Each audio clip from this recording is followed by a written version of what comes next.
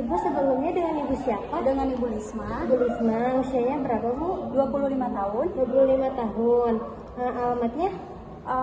Bogor Ibu. Di Bogor. Ibu Lisma, sebelumnya perkenalkan ya, saya Bidan Farha di sini. Ada yang bisa saya bantu Ibu?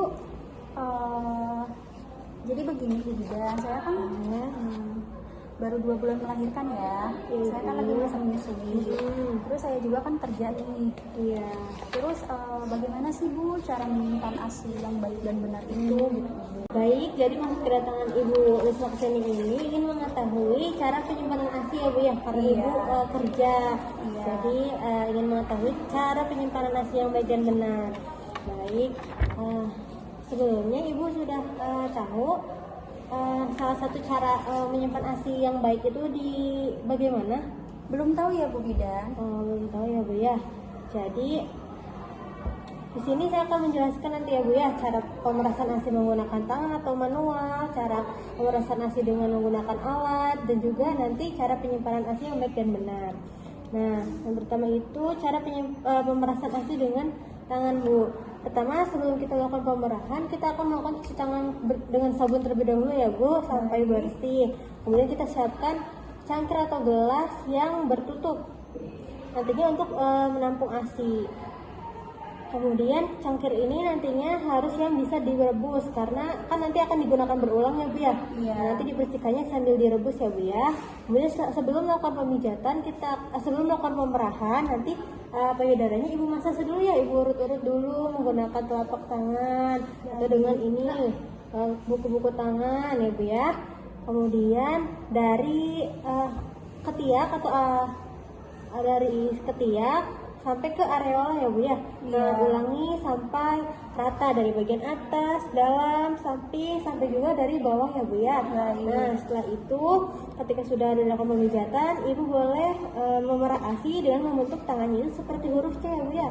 Nah, seperti huruf C, nanti berikan tekanan di jari Ibu, kemudian diperah ya Bu ya. Kemudian dilepas, tekan, perah, lepas, diulangi ya Bu ya, sampai nanti ASI yang dikeluarkan Ibu sudah cukup ya Bu. Nah, ulangi cara tersebut secara pelan-pelan. Kemudian yang kedua dengan pemerahan ASI dengan pompa.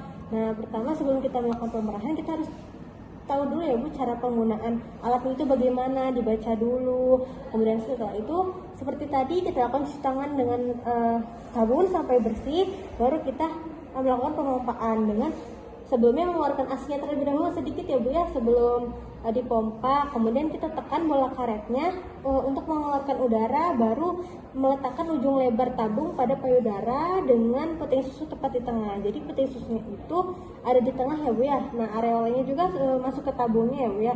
Nah, tabungnya juga harus dipastikan benar-benar menempel pada kulit.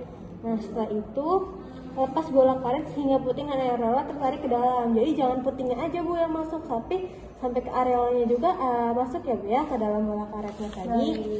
Kemudian setelah itu dengan ibu jari dipegang Bu tadi pompanya supaya kencang ya Bu ya.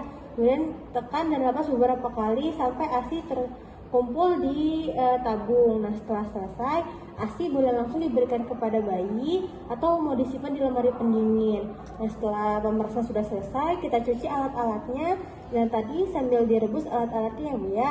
Nah, tabung kaca juga pembersihannya dengan direbus. Kemudian, nah untuk pemompaannya ini frekuensinya 8 jam dalam 24 jam atau minimal 2 jam sekali ya Bu ya dipompanya. Nah, kalau misal Ibu pompanya pakai pompa listrik itu waktunya 10-15 menit. Kalau Ibu pompanya pakai tangan atau manual tadi memerlukan waktu 10-20 menit. Nah, tapi kalau Ibu pakai pompa yang pakai baterai itu waktu pemompaannya 7-15 menit. Ketika Ibu memompa tadi, usahakan rileks dan santai ya Bu ya. Jangan sampai ibunya itu cemas karena nanti ASINya bisa tidak lancar ya Bu. Kemudian ketika ASINya tidak mau keluar atau keluarnya sedikit, coba dulu berhenti memompanya ya Bu ya. Tunggu nanti ASINya keluar lebih banyak lagi. Nah, selanjutnya cara penyimpanan ASI. Nah, pertama kita siapkan dulu wadahnya yang udah disterilkan ya Bu ya, yang sudah direbus. Misalnya botol dengan tutup karet atau plastik khusus digunakan untuk menampung ASI. Bisa pakai botol karet atau botol plastik yang udah steril ya Bu ya. Kemudian gunakan wadah yang volumenya itu cukup, tidak terlalu besar, tetapi ketika sekali diberikan ke bayi itu langsung habis ya Bu ya. Kemudian jangan pakai botol yang ada warnanya atau ada gambarnya, karena nanti bisa ngelupas ya Bu ketika disterilkan atau ketika direbus. Nah juga ketika ibu menyimpan ASI itu diberi label kapan dimasukkannya, kapan diambilnya, karena nanti pemberian ASI itu dimulai dari botol yang pertama dimasukkan ya Bu ya, agar nanti tidak basi. Kemudian nah jika ASI-nya itu mau diberikan kurang dari 6 jam, boleh disimpan di samping-samping kulkas ya Bu ya, tidak harus di freezer. Tetapi kalau misal ASI-nya mau diberikan dalam waktu yang lama, bisa disimpan di freezer bagian dalam ya Bu ya, dengan suhu minus 18 derajat Celcius. Baik. Kemudian ketika penyimpanan di freezer seperti tadi, temperaturnya harus lebih dingin ya Bu ya, dan juga di bagian tengah. Kalau misal ASI-nya mau buat yang waktu lama, jangan ditaruh di pinggir-pinggir ya Bu ya. Nah untuk wadah ASI-nya juga, ketika ASI-nya dimasukkan itu jangan terlalu penuh ya Bu ya, karena kan nanti ASI memuai.